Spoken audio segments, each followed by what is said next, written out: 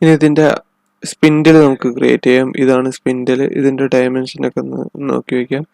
ഇത് വെച്ചിട്ട് നമുക്ക് ഇതിൻ്റെ ആദ്യം ഹാഫ് ബോഡി മാത്രം ക്രിയേറ്റ് ചെയ്യുന്നുണ്ട്. നമുക്ക് റിവോൾവ് ചെയ്ത് നേരത്തെ ചെയ്ത പോലെ തന്നെയാണ് റിവോൾവ് ചെയ്യാം.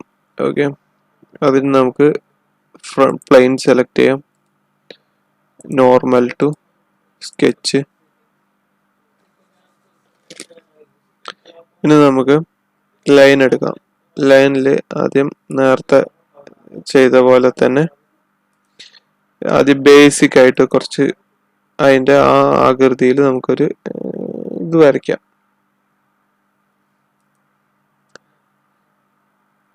അതിൽ എന്തൊക്കെ ലൈൻ ഉണ്ടോ അതൊക്കെ നമുക്ക് ആ രീതിയിൽ തന്നെ വരച്ച് ഓക്കെ.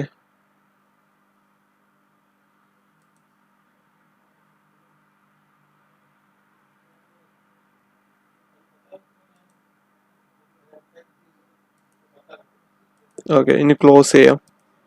സ്കെച്ച് ക്ലോസ് ചെയ്തതിന് ശേഷം ഇത് ഈ സോളിഡ് വർക്കിന്റെ ഉപയോഗം പറഞ്ഞാൽ നമുക്ക് ലാസ്റ്റ് ഇതിന്റെ ഡയമെൻഷനൊക്കെ സെറ്റ് ചെയ്ത് കഴിഞ്ഞ് പറഞ്ഞാൽ അത് കറക്റ്റ് അതിന്റെ പ്രോപ്പർ ഇതിലേക്ക് വരും. ഓക്കെ, ഇത് 19.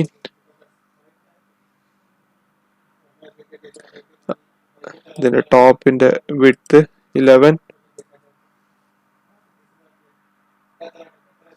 ഇതിന്റെ ലെങ്ത് വന്നിട്ട് ഈ ലൈനിന്റെ 13 mm. ഈ ലൈൻ തൊട്ടിട്ട് ഈ ഡോട്ട് വരെ എൻഡ് വരെ 10 mm.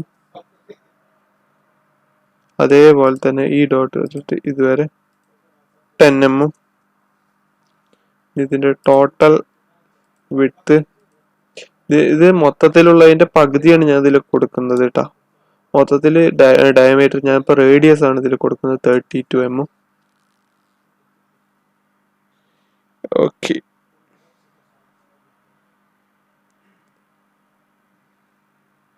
നമുക്ക് ഒന്നും കൂടി ചെയ്യാനുണ്ട്. ഈ ലൈനിൽ നമുക്ക് രണ്ടും കൂടി സെലക്ട് ചെയ്യാം. സെലക്ട് ചെയ്തിട്ട് ആംഗിള്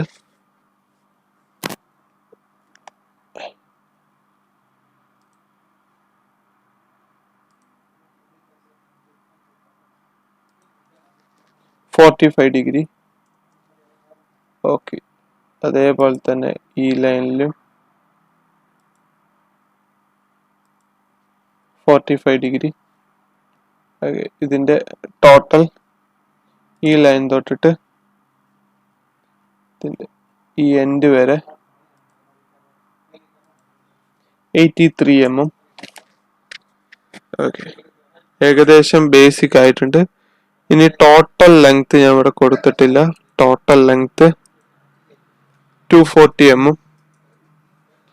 ഓക്കെ, ഇപ്പൊ ഫുള്ളി കൺസ്ട്രെയിൻ ആയിട്ടുള്ള റെഡ് വന്നില്ലേ, ഫുള്ളി കൺസ്ട്രെയിൻ ആയിട്ടുള്ള ഡ്രോയിങ് ആയിട്ടുണ്ട്. അതിന്റെ അർത്ഥം എക്സിറ്റ് സ്കെച്ച് കൊടുക്കാം. എക്സിറ്റ് സ്കെച്ച് കൊടുത്തിട്ട് സ്കെച്ച് എടുത്തിട്ട് റിവോൾവിൽ നമുക്ക് ഈ ലൈൻ സെന്ററിലുള്ള ആ ലൈൻ സെലക്ട് ചെയ്യാം. ഓക്കെ, ലൈൻ ഇവിടെ റെഡി ആയിട്ടുണ്ട്. ഓക്കെ, നമുക്കിതിൽ പ്ലെയിൻ വൈറ്റ് എടുക്കാം, എന്നാലും നമുക്ക് നന്നായിട്ട് കാണുള്ളൂ. Okay, real view. പിന്നെ നമുക്ക് ഇതിൽ ത്രെഡ് വേണമല്ലോ, ത്രെഡ് കൊടുക്കാൻ വ്യൂവില് പോവാം. വ്യൂവില് വേണ്ട, ഫയല്, ഇൻസൈറ്റിൽ പോയിട്ട്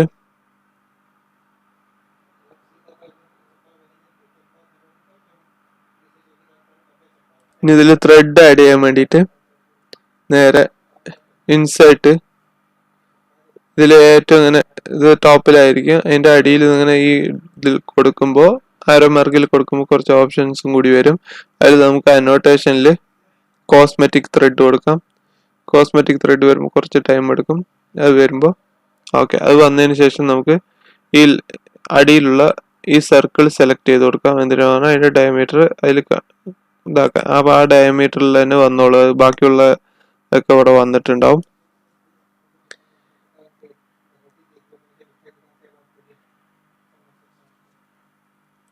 ഇനി നമുക്കിതിൽ ഏതുവരെ ആ ത്രെഡ് വേണമെന്നുണ്ട് നമുക്ക് അത് അങ്ങനെ കൊടുക്കാം, അല്ലെങ്കിൽ അപ് ടു നെക്സ്റ്റ് കൊടുത്താൽ മതി. ഇപ്പൊ നമുക്ക് ബ്ലൈൻഡ് ആണ് പറഞ്ഞാൽ എത്ര വേണമെന്നത് കൊടുക്കാം. ഞാനിപ്പോൾ 154 വരെ, അതുവരെ മതി നമുക്ക്. ഓക്കെ, അത് കൊടുത്തതിന് ശേഷം നമുക്ക് ടിക്ക് മാർക്ക് കൊടുക്കുമ്പോൾ അത് കാണില്ല. കാണാൻ വേണ്ടിയിട്ട് നമുക്ക് ഓപ്ഷനിലൂടെ സെറ്റിങ്സിന്റെ ഓപ്ഷൻ ഉണ്ടാവും, അതിൽ കയറാം. അതിൽ കയറിയിട്ട് ഡോക്യുമെന്റ് പ്രോപ്പർട്ടിയിൽ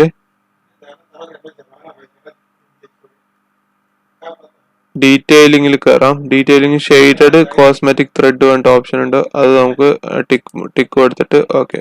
ഇപ്പൊ നമുക്ക് ത്രെഡ് ഇവിടെ വന്നിട്ടുണ്ട്.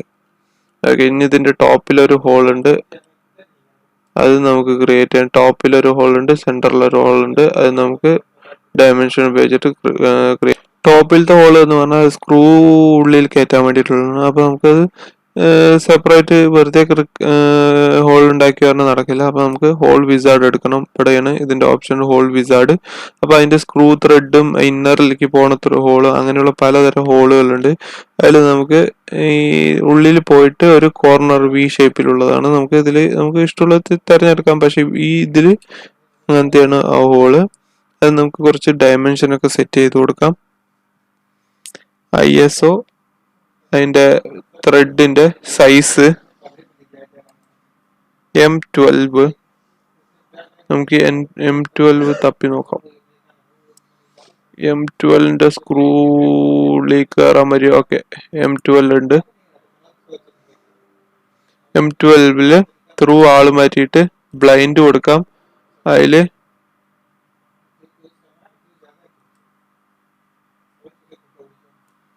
ഓക്കെ, ആ സ്ക്രൂവിന്റെ എന്താണ് വി ഇല്ലാണ്ട്, ആറ്റം ഇല്ലാണ്ടുള്ള ലെങ്ത് 35 കൊടുക്കാം.